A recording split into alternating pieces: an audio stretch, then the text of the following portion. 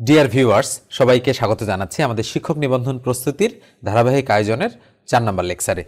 তো আমরা গণিতের কমপ্লিট একটা কিন্তু প্রস্তুতি সম্পন্ন করব যারা আপনারা শিক্ষক নিবন্ধন পরীক্ষায় অংশগ্রহণ করছেন তাদের জন্য। আমি অলরেডি আমার স্পেশাল ব্যাচে বেশ কিছু স্টুডেন্ট সংযুক্ত করেছি। আপনারা যারা আমার স্পেশাল ব্যাচে যুক্ত হতে চান তারা মাত্র 510 টাকার বিনিময়ে আমার এই স্পেশাল ব্যাচে যুক্ত হতে পারেন। তো এই ব্যাপারে ভিডিওর পরবর্তী সময়ে আমি কথা বলবো। আপাতত আমরা অঙ্কে চলে যাচ্ছি সরাসরি। তো কি বলা হচ্ছে যে P equal A into B হলে এবং A ও B উভয়কে একত্রে 10% বৃদ্ধি করা হলে P এর মান শতকরা কত বৃদ্ধি পাবে। এটা 16তম শিক্ষক নিবন্ধন পরীক্ষায় স্কুল পর্যায়ে এসেছে।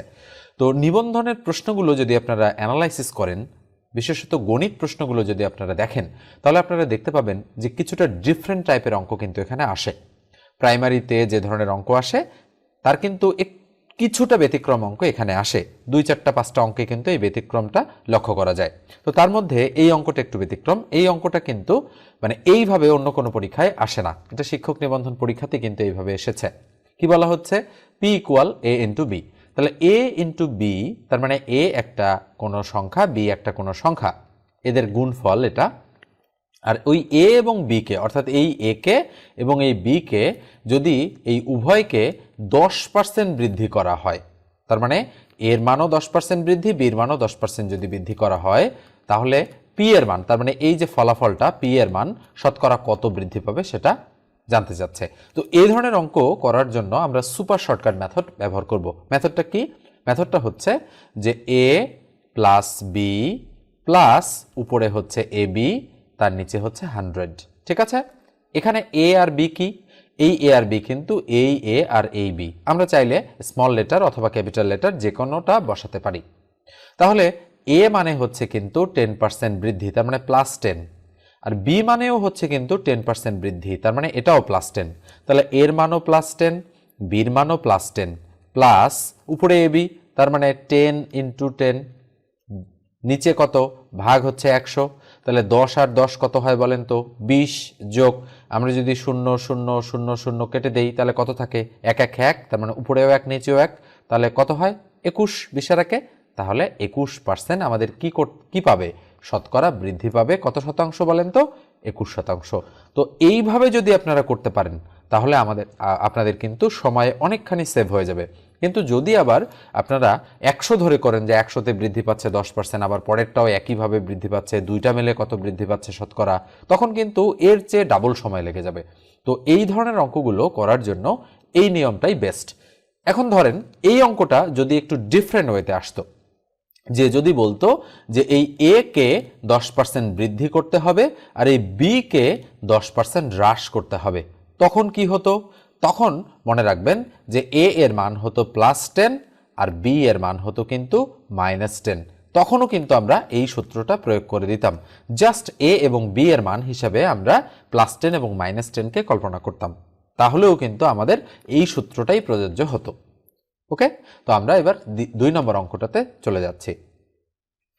2 নম্বর অঙ্কটা দেখেন কি বলা হচ্ছে যে 25% লাভে কোনো জিনিস 15 টাকায় বিক্রয় করলে বিক্রেতার কত টাকা লাভ হবে। আচ্ছা, এই 15 টাকা কি বলেন তো? এই 15 টাকা হচ্ছে 25% লাভে কোনো জিনিস 15 টাকায় বিক্রয়, তার মানে এই 15 টাকা হচ্ছে বিক্রয় মূল্য। তার মানে বলেন তো দেখি এই বিক্রয় মূল্যটাতে ক্রয় মূল্য প্লাস লাভ দুটাই জড়িত রয়েছে কিনা। তার মানে আমরা বলতে পারি এই 15 টাকা হচ্ছে ক্রয় মূল্য প্লাস লাভ, দুইটা মিলে হচ্ছে এই 15 টাকা, তার মানে কিন্তু ইকুয়াল হচ্ছে বিক্রয় মূল্য। তার মানে আমরা বলতে পারি যে বিক্রয় মূল্য এখানে 25% লাভ মানে হচ্ছে যত টাকা দিয়ে কিনেছি সেটা তার সাথে লাভ দুইটা যোগ করে কত টাকা হয়েছে? 15 টাকা। তার মানে আমরা যদি, যেহেতু পার্সেন্টেজের অঙ্ক, আমরা যদি ধরি ক্রয় মূল্য 100 টাকা বা 100% ধরে নিলাম, তাহলে ক্রয় মূল্য এর সাথে যদি আমরা লাভটা যোগ করি তাহলে আমরা বিক্রয় মূল্য পাবো।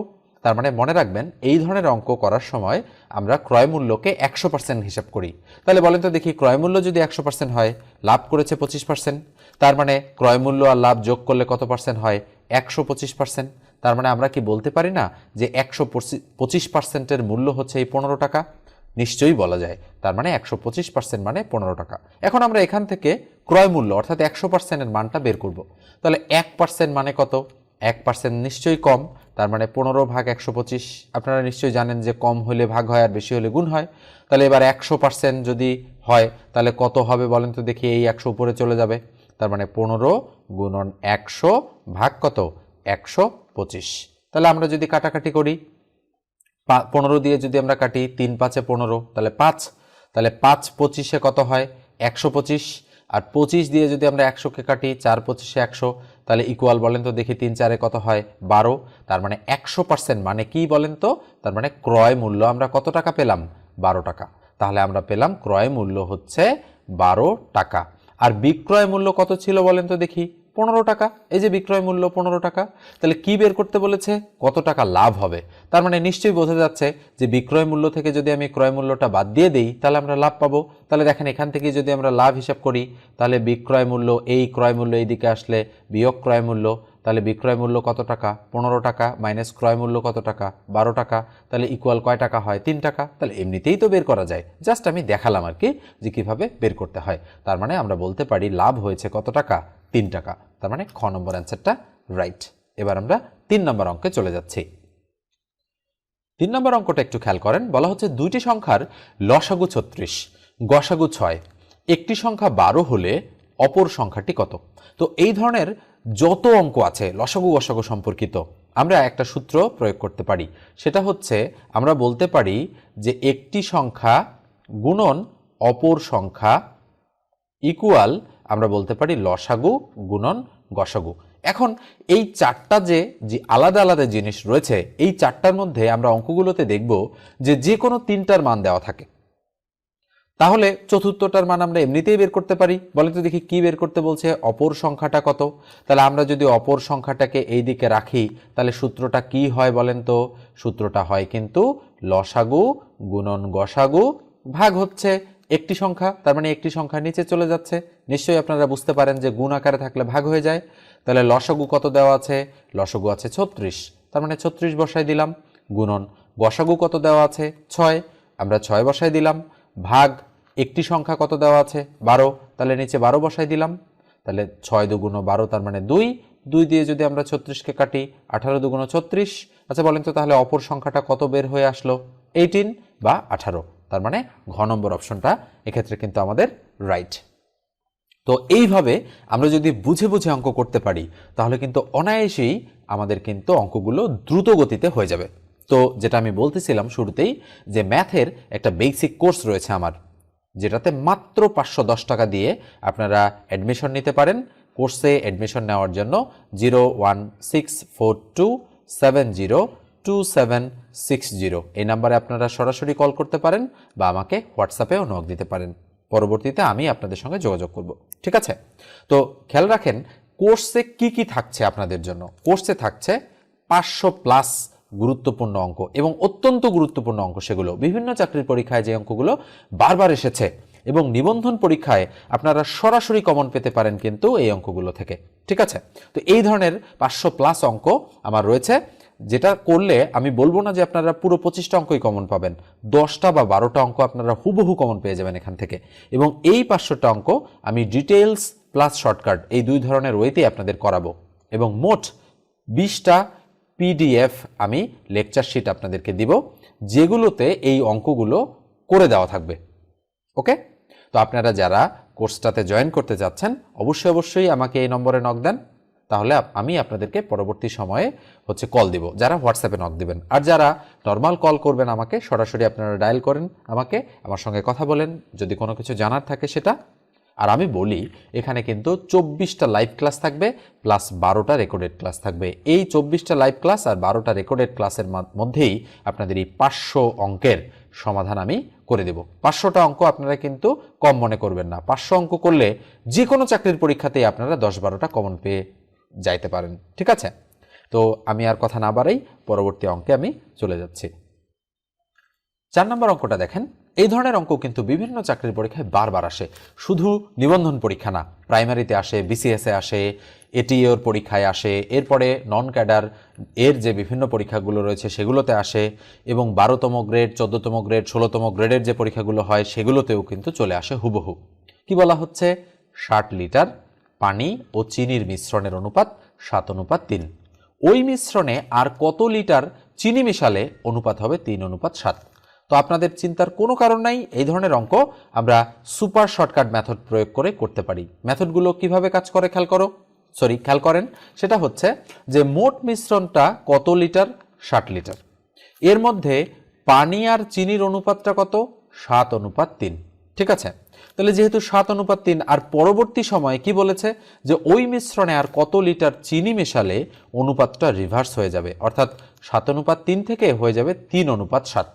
তো এই ধরনের রিভার্স যদি কোনো অঙ্কে চায় যে এত আছে এত হবে, সেটা 4:7 হতে পারে, আবার 5:10 হতে পারে, যে কোনোটা হতে পারে। তার মানে এখানে যেটা দেওয়া থাকবে সেটার উল্টো জিনিসটা যদি এখানে থাকে, তাহলে আপনারা সুপার শর্টকাট মেথডটা প্রয়োগ করতে পারবেন। সেই মেথডটা কিভাবে কাজ করে আমি একটু আপনাদের বলি। সেটা হচ্ছে আপনারা করবেন, উপরে মোট মিশ্রণটা আপনারা লিখবেন। কি বললাম, মোট মিশ্রণটা উপরে লিখবেন। লিখার পর নিচে দেবেন আপনারা ছোট অনুপাতের ছোট সংখ্যাটা, তার মানে ছোট সংখ্যাটা আপনারা এখানে বসাবেন। এর সাথে আপনারা গুণ করবেন অনুপাতের পার্থক্য দ্বারা। কি বললাম, অনুপাতের পার্থক্য দ্বারা। দেখতে মনে হচ্ছে নিয়মটা কঠিন, কিন্তু একটু অঙ্কে আমরা সরাসরি যদি প্রয়োগ করি, এখানে মোট মিশ্রণ কত, 60 লিটার, বসালাম 60, ছোট সংখ্যা কত, এই দুই অনুপাতের মধ্যে 3, বসালাম 3, গুণন অনুপাতের পার্থক্য কত, 7 থেকে 3 বিয়োগ করলে কত হয়, 4, বসালাম 4। আপনারা বলতে পারেন যে এটা থেকে বিয়োগ করলে তো -4 হয়, এখানে কিন্তু মাইনাসটা গ্রহণযোগ্য নয়। ঠিক আছে, তাহলে আমরা যদি কাটাকাটি করি, 3 20 60 20 আর 4 20 কত, 80, তার মানে উত্তর হচ্ছে 80। তার মানে দেখেন মুহূর্তের মধ্যেই কিন্তু অঙ্কটা হয়ে যাবে। তাহলে এই অঙ্ক কিন্তু আর আপনাদের পরবর্তী সময়ে করারও প্রয়োজন পড়বে না। কেন, মোট মিশ্রণ মানে মোট কত লিটার, 60 লিটার, 60, ছোট কোনটা 3, এটা আমাদের ভাগ করতে হবে 60কে 3 দিয়ে, তাহলে 3 20 60 20, আর এই পার্থক্য কত, 4, 4 20 80, উত্তর হচ্ছে 80 লিটার। মাত্র 5 সেকেন্ডের মধ্যেই কিন্তু আপনারা এই অঙ্কটা করে ফেলতে পারবেন। আমি আশা করি আপনারা নিয়মটা বুঝে গিয়েছেন। তবে এখানে সংবিধিবদ্ধ সতর্কীকরণ রয়েছে, সেটা হচ্ছে কি যে এরকম রিভার্স হইতে হবে, কিন্তু যদি রিভার্স না হয়ে অন্য কোনো অনুপাত থাকে, রিভার্স মানে নিশ্চয়ই বুঝতে পারছেন 7:3, 3:7, এটা যদি না থেকে অন্যরকম থাকে, অর্থাৎ এখানে দেওয়া রয়েছে 4:3, এখানে দেওয়া রয়েছে 5:2 হবে, তাহলে কিন্তু এই নিয়মটা প্রযোজ্য হবে না। তখন কিন্তু আপনাকে ডিটেইলসেই করতে হবে। কিন্তু যদি রিভার্স থাকে, অর্থাৎ এখানে 4:3 আছে, এখানে বলেছে 3:4 হবে, তখন কিন্তু এই নিয়মটা প্রযোজ্য হবে। ওকে, এবার আমরা 5 নম্বর অঙ্কটাতে চলে যাব। তো 5 নম্বর অঙ্ক করার আগে আমি একটু বলি, যারা এখন পর্যন্ত চ্যানেলটি সাবস্ক্রাইব করেননি তারা মাস্ট বি সাবস্ক্রাইব করবেন, আর যারা ফেসবুক থেকে দেখছেন তারা অবশ্যই ফলো দিয়ে রাখবেন। ঠিক আছে, এই অঙ্কটা দেখেন, বলা হচ্ছে একটি রম্বসের কর্ণদ্বয় 5 সেন্টিমিটার ও 6 সেন্টিমিটার। তার মানে নিশ্চয়ই আপনারা রম্বস চেনেন, যে রম্বসের কি দেওয়া আছে। তো ধরেন আমি ধরে নিলাম এই হচ্ছে একটা আমাদের রম্বস। ঠিক আছে, মানে যদিও আমি ঠিকভাবে আঁকতে পারিনি, সরি, আমি একটু ঠিকভাবে এঁকে নিচ্ছি রম্বসটা। দেখেন স্ক্রিনে আমি একটা রম্বস এঁকেছি। তো এই যে রম্বসটা রয়েছে, কি বলা হচ্ছে, এই একটা রম্বস যার কর্ণদ্বয় একটা 5 একটা 6। তা আমি ধরে নিলাম যে এ বি সি ডি একটা হচ্ছে রম্বস, যার এডি হচ্ছে একটা কর্ণ যেটা 5, আর সিডি হচ্ছে আর একটা কর্ণ যেটার মান হচ্ছে 6। তাহলে এখানে কি বলা হচ্ছে, বলা হচ্ছে যে এর ক্ষেত্রফল কত। তার মানে আমাদের রম্বসের ক্ষেত্রফলের সূত্রটা জানতে হবে। তাহলে আমরা লিখব রম্বসের ক্ষেত্রফল। নিশ্চয়ই আপনারা রম্বসের ক্ষেত্রফলের সূত্র জানেন, যারা জানেন না তাদের উদ্দেশ্যে বলছি, রম্বসের ক্ষেত্রফলের সূত্র খুবই সহজ, হাফ গুণন কর্ণদ্বয়ের গুণফল। মনে থাকবে, হাফ গুণন কর্ণদ্বয়ের কি ফল, গুণফল। ওকে, তাহলে হাফ হাফ থাকলো, ইন্টু কর্ণদ্বয় কি, একটা কর্ণ 6 আর একটা কর্ণ কত, 5। তার মানে কাটাকাটি করলে আমাদের উত্তর হয়ে গেল। তার মানে দাঁড়াচ্ছে এই ধরনের অঙ্ক করার জন্য জাস্ট সূত্রটা মনে রাখলেই হয়ে গেল। কাটলে কত হয়, 3 × 6, তাহলে 3 × 5 = 15, 15 × 15। তার মানে আমাদের সঠিক উত্তর কত, 15 বর্গ সেন্টিমিটার। কেন বর্গ সেন্টিমিটার, কেননা সেন্টিমিটার আর সেন্টিমিটার যদি আমরা গুণ করি তাহলে আমাদের হয় বর্গ সেন্টিমিটার, এই জন্য আমরা বলবো বর্গ সেমি। ঠিক আছে, তার মানে নিশ্চয়ই আপনারা রম্বস বোঝেন বা চেনেন, এবং এই রম্বসের যদি কর্ণ দুটো দেওয়া থাকে তাহলে আমরা ক্ষেত্রফল বের করতে পারি। অথবা এমন অঙ্ক থাকতে পারে যে বলল ক্ষেত্রফল হচ্ছে 15 বর্গ সেন্টিমিটার, যার একটা কর্ণ 5, তাহলে অপর কর্ণ কত, তার মানে এখানে অপর কর্ণ চাইতে পারে, তাহলে নিশ্চয়ই এই সূত্রের সাহায্যে ফেললেই আমরা অপর কর্ণটা বের করতে পারবো। অঙ্ক কিন্তু নানাভাবে পরীক্ষায় আসতে পারে। আর নিবন্ধন পরীক্ষায় জ্যামিতি, ত্রিকোণমিতি, পরিমিতি থেকে কিন্তু অঙ্ক আসতে দেখা যায়, যেটা অন্যান্য যে পরীক্ষাগুলো রয়েছে সেই পরীক্ষাগুলোতে কম আসে। এই জন্য নিবন্ধনের প্রস্তুতি আপনাদের একটু বুঝে শুনে নিতে হবে। নিশ্চয়ই আপনারা নিবন্ধনের অঙ্কগুলো করার সময় অনেকেই চোখে মুখে একটু অন্ধকার দেখেন যে আসলে এই ধরনের অঙ্ক তো আমি পারি না, ঠিক আছে? তো যারা এরকম চিন্তাভাবনা করছেন বা অঙ্ক শিখতে চাচ্ছেন, তারা আমার কোর্সটাতে নিঃসন্দেহে জয়েন করতে পারেন। আমি আবারও নম্বর দিয়ে দিচ্ছি 01642702760। ওকে, সরাসরি আপনারা এই নম্বরে কল করতে পারেন। আপনাদের উদ্দেশ্যে একটু বলি, আপনাদের যারা আপনারা মনে করতেছেন যে 510 টাকা কোর্স ফি আমার জন্য দেওয়া খুব কষ্টসাধ্য হয়ে যাচ্ছে, আপনারা জাস্ট কল করে আমাকে বলবেন। ওকে, আমি যতটা সম্ভব আপনাদের কমায় দেওয়ার চেষ্টা করব। আপনারা নিঃসন্দেহে কল করতে পারেন। আমি জানি, আমিও ছাত্র ছিলাম এক সময়, আপনাদের মতোই এখন আমি চাকরি বাকরি করি, তো আমি জানি আপনাদের ব্যাপারটা। তো আপনারা বলতে কখনোই লজ্জাবোধ করবেন না। ওকে, আমি কখনোই প্রকাশ করব না অন্যদের কাছে। আপনারা যদি আমার এই কোর্সে জয়েন করতে চান এবং টাকা পয়সাকে আপনারা প্রবলেম মনে করেন, তবে কিছু না কিছু আপনাকে দিতেই হবে। আমি যতটা সম্ভব আপনাদের স্যাক্রিফাইস করার চেষ্টা করব। তো মাস্ট বি আপনারা আমাকে কল করবেন, ঠিক আছে? এবং এমন যেন না হয় যে টাকার জন্য আপনারা শিখতে পারতেছেন না। ওকে, আমি এই জন্য কিন্তু আপনাদের এই কথাটা বললাম। আপনারা অন্য কোনো দৃষ্টিকোণ থেকে কথাটাকে নেবেন না প্লিজ। ওকে, তো আমরা এবার 6 নম্বর অঙ্কটাতে চলে যাচ্ছি। দেখেন 6 নম্বর অঙ্কটাতে কি বলা হচ্ছে যে চতুর্ভুজের 4 কোণের অনুপাত 1:2:2:3 হলে বৃহত্তম কোণের পরিমাণ কত হবে? নিশ্চয়ই বোঝেন আপনারা চতুর্ভুজ কেমন। তো আমি একটা আনুমানিক একটা চতুর্ভুজ অঙ্কন করলাম, যে ধরেন এই একটা হচ্ছে চতুর্ভুজ, আমি কিন্তু কোনো মাপযোগ করিনি। তো ধরলাম এটা হচ্ছে চতুর্ভুজের মানে এ বি সি ডি, 4টা হচ্ছে আলাদা আলাদা বাহু থাকে চতুর্ভুজে। যেহেতু কোণের কথা বলা হচ্ছে, তো ধরলাম এই একটা কোণ, এই একটা কোণ, এই একটা কোণ আর এই একটা কোণ, 4টা কোণ। তাহলে এই 4টা কোণের অনুপাত কত দেওয়া আছে? 1:2:2:3। তা ধরলাম এটা 1, এটা 2, এটা 2 আর এটা 3। ওকে, তো যেহেতু আমরা জানি যে একটা চতুর্ভুজ সবসময় 360 ডিগ্রি কোণ উৎপন্ন করে, নিশ্চয়ই এই তথ্যটা আপনাদের অনেকেরই জানা রয়েছে যে একটা চতুর্ভুজ, যে কোনো মাপের চতুর্ভুজ 360 ডিগ্রি কোণ উৎপন্ন করে। তো যেহেতু এই কোণগুলোর অনুপাত দেওয়া আছে, তাহলে এই অনুপাতগুলোর সাথে জাস্ট আমি একটা এক্স কল্পনা করব। তাহলে এক্স কল্পনা যদি আমি করি প্রত্যেকটার সাথে, তাহলে প্রথম অনুপাতটা কত হবে? 1x, তার মানে এক্স, প্লাস দ্বিতীয় অনুপাতটা হবে 2x, তৃতীয় অনুপাতটা হবে 2x, চতুর্থ অনুপাতটা হবে 3x, এই টোটালটা মানে 360 ডিগ্রি। তাহলে আমরা এক্স এর মান যদি বের করতে পারি, তাহলে প্রত্যেকটা অনুপাত কোনটা কত ডিগ্রি কোণ সেটা আমাদের বের হয়ে আসবে, ঠিক আছে? কি বলেছে? বৃহত্তম কোণের মান কত? আচ্ছা বলেন তো দেখি, এখানকার মধ্যে বৃহত্তম কোণটা কত? বৃহত্তম কোণটা কিন্তু 3, তার মানে আমাদের 3x এর মান বের করতে হবে। এইটা ইকুয়াল টু হোয়াট? এটাও কিন্তু আমাদের একটু বুঝে শুনে কাজ করতে হবে, যেহেতু বৃহত্তম। আর যদি ক্ষুদ্রতম বলতো, তাহলে কিন্তু আমাদের x এর মান বের করলেই হয়ে যেত, কারণ কি 1x মানে x। ওকে, তাহলে কত হয়? 3 আর 2 5 আর 2 7 আর 8, তার মানে আমরা বলতে পারি 8x ইকুয়াল টু 360 ডিগ্রি। তাহলে বলেন তো x ইকুয়াল টু কি হবে? 360 কে কত দিয়ে ভাগ হবে? 8 দিয়ে ভাগ। তাহলে 8 দিয়ে যদি ভাগ করি, 4 8 32, 4 থাকলো কত? 33 34 35 36, 4 তার মানে 40, তাহলে 5 8 40, তার মানে সুতরাং x এর মান আমরা কত পেলাম? 45 ডিগ্রি আমরা x এর মান পেয়ে গেলাম। তাহলে x এর মান যদি 45 ডিগ্রি হয় আমাদের, তাহলে বলেন তো দেখি বৃহত্তম কোণটা কত? নিশ্চয়ই মনে আছে 3x বলেছিলাম আমি। তাহলে সুতরাং 3x ইকুয়াল টু কত হবে? তার মানে 3 গুণন 45 ডিগ্রি, তার মানে কত দাঁড়াচ্ছে? 3 5 15, 5 হাতে 1, 3 4 12 আর 13, তার মানে 135 ডিগ্রি। তার মানে সঠিক উত্তর গ। ওকে, তো আমি প্রত্যেকটা লেকচারে 5টা থেকে 6টা অঙ্ক বা 7টা অঙ্ক আপনাদের সমাধান করে দিই এবং একটা এক্সট্রা অঙ্ক করে দিই। ওকে, এবার আমরা সেই এক্সট্রা অঙ্কটা এখান থেকে করব। খেয়াল করেন, এখানে এটা একটা উৎপাদকের অঙ্ক আমি রেখেছি এক্সট্রা অঙ্ক হিসেবে। এটা 11তম শিক্ষক নিবন্ধন পরীক্ষায় স্কুল পর্যায়ে এসেছে এই অঙ্কটা। তাহলে কি বলা হচ্ছে? 2a² প্লাস 6a মাইনাস 80 এর একটি উৎপাদক কোনটি? তো উৎপাদক কিন্তু অত্যন্ত গুরুত্বপূর্ণ টপিক আমাদের হচ্ছে শিক্ষক নিবন্ধনের জন্য। পাশাপাশি যারা আপনারা 10 গ্রেডের উপরের গ্রেডগুলোতে যারা আপনারা পরীক্ষা দেন, তাদের জন্য কিন্তু এই টপিকটা অত্যন্ত গুরুত্বপূর্ণ হয়ে থাকে এবং লিখিত অংশে কিন্তু উৎপাদক সবসময়ের জন্য আসে।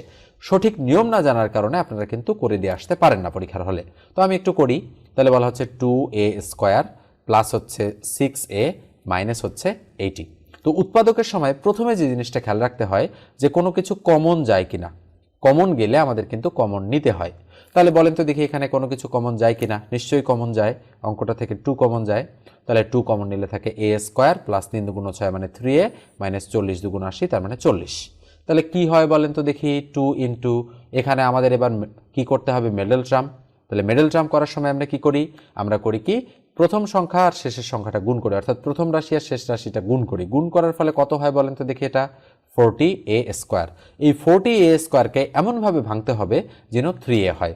তাহলে আমরা যদি 8a আর 5a এই দুটো বিয়োগ করি তাহলে বিয়োগ করলে 3a হবে আর 5 8 40 হবে, তার মানে মিলে যাবে। তাহলে আমরা এটাই করব। তাহলে আমরা লিখলাম a square plus 8a minus 5a minus 40। আপনাদের প্লাস মাইনাসে যদি গন্ডগোল হয়, উৎপাদকের আমি বেশ কয়েকটা ভিডিও করে রেখেছি, সেগুলো আপনি আমার চ্যানেল থেকে দেখতে পারেন। ওকে, তাহলে 2 ইন্টু আমরা এখানে কি কমন নিব? a কমন নিব। a কমন নিলে থাকে a প্লাস 8 মাইনাস 5 কমন নিলে থাকে a প্লাস 8। কেন এখানে প্লাস হয়ে গেল এই মাইনাসটা? খেয়াল করে দেখেন, এই মাইনাস দিয়ে যদি আমরা এটাকে গুণ করি প্লাসে মাইনাসে মাইনাস 5 আর আবার প্লাসে মাইনাসে মাইনাস 5 8 40 হয়। ওকে, এই জন্য কিন্তু এখানে এইভাবে হয়েছে। এর পরের অংশটা সবাই নিশ্চয়ই বোঝেন। এর পরের অংশটা কিন্তু আমাদের করতে হবে কিভাবে? এই a প্লাস 8 মিল আছে, তার মধ্যে একটা লিখতে হবে a প্লাস 8 আর a আর মাইনাস 5 বাইরে আছে, তাহলে a মাইনাস 5 নিতে হবে। মূল অ্যান্সার কিন্তু এটা। এখন বলেছে যে একটি উৎপাদক, তার মানে সব উৎপাদক কিন্তু অপশনে দেওয়া নেই, যে কোনো একটা রয়েছে।